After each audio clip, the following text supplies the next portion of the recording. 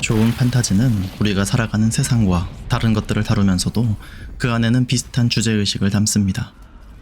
중세 판타지 게임의 대표주자이며 시리즈 자체가 하나의 장르를 형성해 21세기를 대표하는 액션 RPG 시리즈가 된 프롬소프트의 소울 시리즈는 액션뿐만 아니라 스토리의 측면에서도 생각해볼 만한 요소가 많지요. 오늘은 소울 시리즈 최초의 작품 데몬즈 소울을 통해 우리가 살아가는 세상의 자본주의에 대해 생각해 보겠습니다.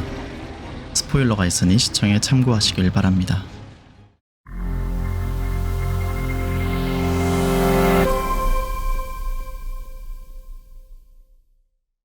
2009년 발매된 데몬즈 소울은 프롬 소프트웨어가 제작한 3인칭 액션 RPG입니다. 어려운 난이도를 자랑하며 탐험의 재미를 극대화시키고 독특한 스토리텔링을 통해 유저들에게 매력을 어필했죠.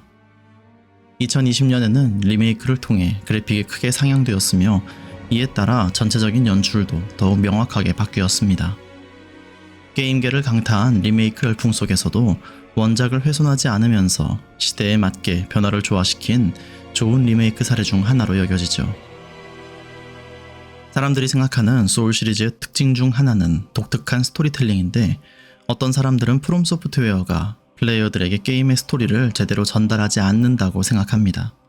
하지만 이에 대해서는 추가적인 영상을 통해 좀 더 깊이 다뤄보도록 하지요. 데몬즈 소울의 스토리는 한 왕국의 멸망으로 시작합니다. 인간이 가진 소울의 힘으로 오랜 시간 번영을 누렸던 볼레타리아 왕국은 더 큰 힘을 갈망한 올렌트 왕이 왕국 지하 깊은 곳에 잠든 짐승을 깨우면서 멸망하지요. 짐승은 인간의 소울을 빼앗는 데몬들을 탄생시켰고 데몬과 함께 등장한 무색의 안개로 뒤덮인 왕국은 외부 세계와 연락이 단절되었습니다. 데몬은 인간의 소울을 빼앗아 자신들의 힘을 키웠고 소울을 빼앗긴 이들은 소울을 갈망하며 다른 사람을 습격하기 시작했지요. 강한 힘을 지닌 영웅 바랄펙스만이 안개를 뚫고 탈출해 세상의 볼레타리아의 이야기를 전했으니 누군가는 왕국을 구하고 영웅이 되기 위해 또 누군가는 데몬이 가진 소울의 힘을 얻기 위해 각자의 목적을 간직한 채 볼레타리아 왕국으로 향했습니다. 플레이어들은 볼레타리아 각지를 연결하는 쇠기 신전의 요석을 바탕으로 멸망해가는 각각의 지역을 탐험하게 됩니다. 볼레타리아의 무기를 조달하던 스톰팽 갱도는 소울을 잃은 채 무의미한 곡괭이질을 반복하는 광부들로 가득했지요.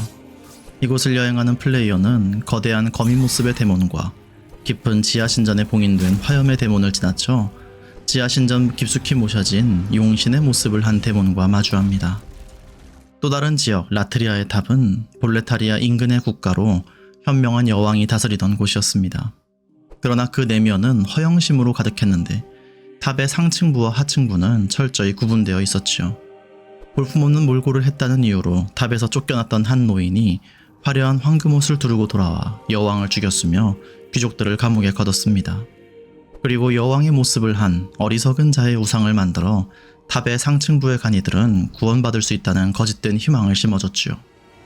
그러나 탑의 상층부는 인간들을 제물 삼아 데몬을 만들고 그렇게 태어난 데몬들이 사람을 잡아먹는 악몽 같은 곳이었습니다. 라트리아를 멸망시킨 장본인 황금옷의 노인조차도 옷에 깃든 데몬의 힘에 사로잡혀 다음 숙주를 찾는 존재에 불과했지요. 또 다른 지역 폭풍의 성역은 먼 옛날 폭풍을 숭배하고 죽은 자들을 내도했던 영인들의 제사장이 있었습니다.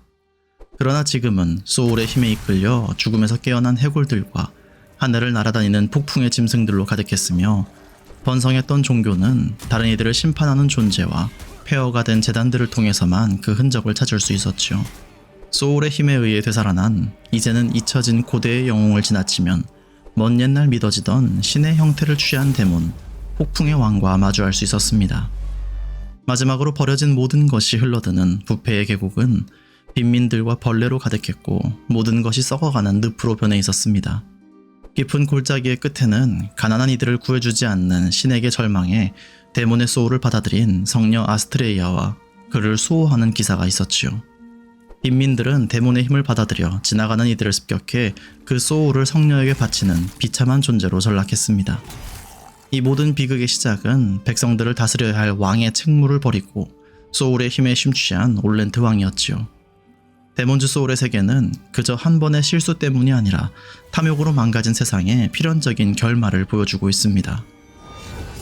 세상에는 다양한 사상이 있습니다. 서양에서는 이러한 사상들을 아울러 이즘이라는 전미사로 표현하지만 동양에서는 주인 주자와 뜻 의자를 써서 주인이 되는 뜻, 사회적으로 무엇인가를 결정할 때 가장 중심이 되는 것을 가리키죠. 그 중에서도 자본주의의 자본은 재물 자자와 근본 본자를 써서 근본이 되는 재물을 의미합니다. 시장경제 체제에서 상업행위의 근본이 되는 자산을 의미하는 단어로 경제를 중심으로 여기에 경제활동에 참여하는 기반을 의미하는 단어지요. 그렇게 자본주의는 시장을 기반으로 하는 경제체제를 강조한다는 의미에서 물질만능주의나 황금만능주의와는 분명한 차이가 있습니다. 자본주의의 핵심을 요약하면 재산의 사적인 소유, 이윤 추구, 시장경제, 기업 간의 경쟁이라 할 수 있습니다. 이는 재화의 생산수단이 사회적으로 공동소유의 형태를 갖고 사회에 의해 계획된 경제체제를 갖게 되는 사회주의와 대비되는 표현이지요. 초기의 자본주의는 신대륙의 발견과 식민지 개척, 그리고 산업혁명을 거치며 사회의 중심 이념으로 자리 잡았습니다. 그러나 식민지배를 당하는 이들과 노동자에 대한 끝없는 착취, 생산수단을 독점하는 특정 계층에 부가 쏠리면서 심각한 빈익빈 부익부 현상까지 발생하자 사회적인 구조가 무너지지 않도록 정부가 나서서 자본의 이윤 추구를 제약하는 다양한 제동장치가 탄생했습니다. 복지체계와 노동법의 발전이 이런 역사를 갖고 있지요. 오늘날 세상은 자본주의가 오랜 시간 지속되며 특정한 기업의 자본이 쏠려 빈익빈 부익부 현상이 심화되고 있습니다. 또한 AI의 급격한 발전은 부의 편중 현상을 가속화시키고 자본이 권력을 독점하는 디스토피아를 우려하게 만들지요. 이러한 의미에서 데몬즈 소울은 전형적인 사이버펑크 세계관의 주제의식을 갖춘 독특한 중세 판타지라 볼 수 있습니다. 가톨릭 교회는 2000년에 걸쳐 수많은 국가와 조직들의 흥망성쇠를 지켜봐왔습니다. 그 중에서도 자본주의의 태도는 교회 입장에서도 큰 충격으로 다가왔지요. 현 교황이신 레오 14세 이전에 레오라는 이름을 쓰신 교황님 레오 13세께서는 자본주의로 인해 발생한 극심한 빈익빈 부익부를 바라보며 이전에 없었던 충격을 느끼고 회칙을 발표했습니다. 교황 회칙 새로운 사태는 무제한적인 자본주의와 사회주의적인 해결 방식을 모두 비판하며 그리스도인들이 실천해야 할 사회적인 원칙을 제시하고 있지요. 이것이 저도 자주 이야기하는 사회교리의 원칙들, 인간 존중과 연대성, 공동선과 보조성의 원리입니다. 가톨릭 교회는 자본주의를 전면으로 부정하진 않지만 그 남용과 왜곡을 비판해왔습니다. 인간이 사회를 형성할 때 반드시 지켜야 할 원칙을 바탕으로 인간이 소외되지 않으면서도 발전과 이익을 추구할 수 있는 정의로운 세상을 강조하는 것이지요. 데몬즈 소울의 세계에서 플레이어는 레벨업과 재화의 구매를 소울로 해결합니다. 게임사의 의도와는 별개로 데몬즈 소울에서 소울을 우리 세상의 돈이라 생각해보면 데몬즈 소울이라는 게임이 자본주의에 대한 우화라는 것을 느낄 수 있지요. 스톰팽갱도에서는 인간성을 상실한 채 기계처럼 일을 반복하는 노동자들의 모습을 보게 됩니다. 삶의 목적도 의지도 없이 그저 기계의 톱니바퀴처럼 노동할 뿐인 광부들의 모습은 자본주의 시대의 노동자와 닮아있지요. 라트리아의 탑에서는 허영심에 가득 찬 이들의 비참한 말로를 보게 됩니다. 높게 솟은 탑은 상층부와 하층부가 철저히 분리되어 있고 하층에 사는 이들은 상층에 올라가는 것만이 구원이라고 여기고 있지요. 그러나 탑의 상층부에서는 어렵게 올라온 이들을 산재물로 삼는 지옥도가 펼쳐집니다. 이러한 일들을 초래한 지역의 최종 보스마저도 소울의 힘에 의해 조종당하는 불쌍한 존재였죠. 폭풍의 제사장에서는 지금은 사라진 종교의 단편만을 볼 수 있습니다. 종교가 가진 본래의 의미가 퇴색되며 제사장에 남은 것은 잊혀진 영웅에 대한 옛 이야기와 탐욕스러운 자태로 다른 이들을 심판하는 존재뿐이지요. 안식을 누려야 할 이들이 살아나 플레이어를 막는 모습은 질서가 뒤집혔다는 것을 보여줍니다. 마지막으로 버려진 모든 것이 흘려들어오는 장소, 부패한 계곡에는 희망 없이 살아가는 빈민들로 가득합니다. 가톨릭 교회가 비판하는 자본주의의 모습 중에는 소비주의가 포함되어 있는데 지난 사이버펑크 2077 영상에서 짧게 다룬 적이 있지요. 이에 대한 이야기는 또 다른 사이버펑크 영상으로 좀 더 깊이 다뤄볼 예정입니다. 어쨌거나 소울의 힘으로 번영을 누렸던 볼레타리아의 이면에는 쓸모없는 것들이 버려지는 거대한 쓰레기장이 존재합니다. 벌어지는 대상은 물건으로 한정된 것이 아니라 사람까지 포함되는데 병들고 가난한 이들이 대부분이지요. 이 모든 것의 원인은 소울의 힘을 노린 왕의 탐욕 때문이었습니다. 착취당하는 노동자들과 극심한 빈익빈 부익부, 퇴색된 종교, 소비주의의 이면까지 데몬즈 소울의 각 지역은 소울의 힘에 집착하여 인간이 소외되고 서서히 무너져 내리는 사회를 은은하게 비추어 줍니다. 무엇보다도 이러한 문제들의 중요 원인으로 지목되는 것은 각 지역을 지배하는 이들의 탐욕인데, 이는 다크소울 시리즈의 핵심적인 주제의식과도 연결되어 있기 때문에 다크소울 영상에서 따로 다루도록 하지요.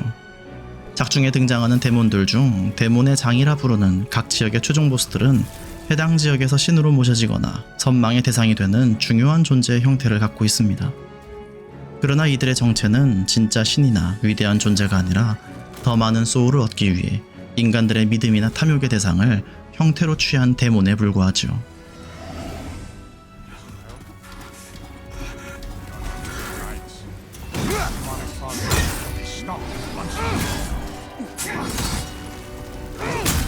더욱 많은 소울을 모으기 위해 다른 이들을 희생시키며 사람들이 원하는 형태로 다가오는 데몬들의 모습과 한데 모이는 소울의 힘은 자본주의 사회에서 발생하는 부의 편중 현상이 연상됩니다. 그리고 소울을 빼앗긴 망자들이 더욱 소울을 갈망하며 다른 이들을 습격하는 모습은 가난에 시달리는 이들과 닮아있지요. 자본주의의 아버지라 불리는 애덤 스미스는 도덕 철학자였습니다. 그는 공감과 연민을 지닌 사회 구성원들의 도덕적인 능력이야말로 가장 중요한 사회적인 능력이라 여겼고, 이러한 도덕성이 결여될 때 자본주의의 타락이 시작된다고 경고했지요. 애덤 스미스가 말한 보이지 않는 손은 무책임한 자유방임 속에서 경제가 저절로 작동한다는 의미가 아니라 개인들이 지닌 도덕성을 바탕으로 경제가 폭주하지 않고 균형을 찾아갈 것이라는 의미였습니다. 반대로 도덕성이 결여된 세상에서는 이러한 개념들이 정상적으로 작동할 수가 없었지요. 그리고 그 결과는 데몬즈 소울에서 볼 수 있는 모습들과 많은 부분에서 닮아 있습니다. 데몬즈 소울의 각 지역을 연결해 허브 역할을 담당하는 쐐기 신전에는 플레이어들이 소울의 힘을 받아들여 여정을 이어갈 수 있도록 도와주는 화방녀가 등장합니다.